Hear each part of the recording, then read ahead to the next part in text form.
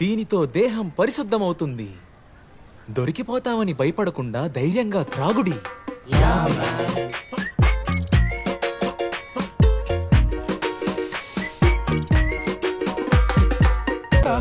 కోట అది కోటరా. మనం స్పోర్ట్స్ లోనో ఆర్ట్స్ లోనో స్టేట్ లెవెల్లో ఎరగదీస్తే చాలు, ఏంటి పాస్ మార్క్స్ వేసేస్తారంట. మన కోసమే కోట కనిపెట్టినట్టున్నారు. ఎన్ని సబ్జెక్టుల్లో ఫెయిల్ అయినా ఎవరూ పట్టించుకోర్రా. అడిగిన కాలేజీలో అడ్మిషన్ ఇస్తారంటే నమ్ము. నిజమా? నేనేమంటానంటే ఆర్ట్స్ లో మనకి ఆలు కూడా రావు కాబట్టి మనం స్పోర్ట్స్ మీద ఫోకస్ చేద్దాం. వీడియో గేమ్స్ వేరే లెవెల్లో ఆడేవాళ్ళం రా. రియల్ స్పోర్ట్స్ మన కరిపాక్తో సమానం, యూనో. అయినా మనం వాడే స్పోర్ట్స్ ఏ ఉన్నాయిరా. అలా అంటావేంట్రా? ఫర్ ఎగ్జాంపుల్ ఈ ఫుట్బాల్, క్రికెట్ ఇవన్నీ గుంపుగా ఆడాలరా. మనలాంటి సింహాలకు అసలు సెట్ అవ్వవు. కానీ చెప్పాక హర్ట్ అవ్వకూడదు. మ్యాటర్ చెప్పరా. బాక్సింగ్.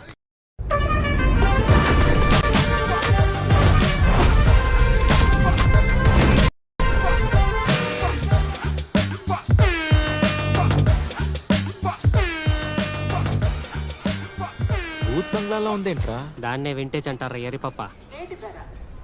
అంకుల్ ఏం చిరుతా ఇలా వచ్చావు? బాక్సింగ్ నేర్చుకోవాలి. అందరూనా?